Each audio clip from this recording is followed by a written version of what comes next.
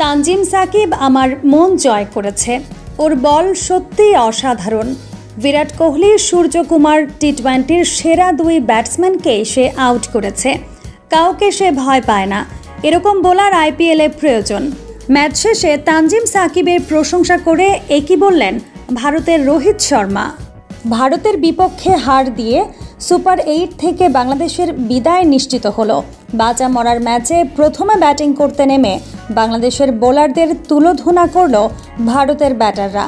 পুরো বিশ্বকাপে বাংলাদেশের বোলারদের প্রশংসা করা হলেও বড় দলের কাছে তারাও যে অসহায় সেটার প্রমাণ আজ পাওয়া গেল।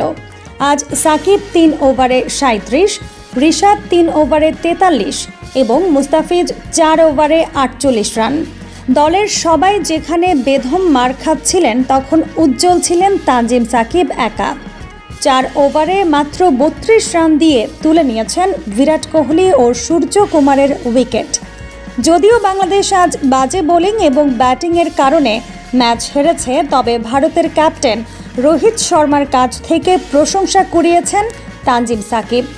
ম্যাচ শেষে রোহিত শর্মা বলেন, তানজিম সাকিব আমার মন জয় করেছে। ওর বল সত্যি অসাধারণ। বিরাট কোহলি, সূর্যকুমার টি-20-র সেরা দুই ব্যাটসম্যানকেই সে আউট করেছে। কাউকে সে ভয় পায় না। দারুণ লাইন লেন্থ নিয়ে সে বোলিং করে। বাংলাদেশের অন্যান্য বোলাররা মুখস্থ বোলিং করলেও তানজিম সাকিব ভিন্ন। সে প্ল্যান করে বোলিং করেছে। সে আমাদের দুর্বলতা বের করে বল করেছে। বাংলাদেশে এই প্রথম বুদ্ধিদীপ্ত কোনো পেসার দেখলাম যে জোর দিয়ে নয়, বুদ্ধি দিয়ে বোলিং করে। এরকম বোলার আইপিএলে প্রয়োজন। তানজিম সাকিব তার এরকম বোলিং ফর্ম ধরে রাখলে আইপিএল খেলার সম্ভাবনা বেড়ে যাবে। আশা করছি পরের আইপিএলে তাকে আমরা দেখতে পাবো। রীতিমতো তানজিম সাকিবের প্রশংসায় পঞ্চমুখ রোহিত শর্মা।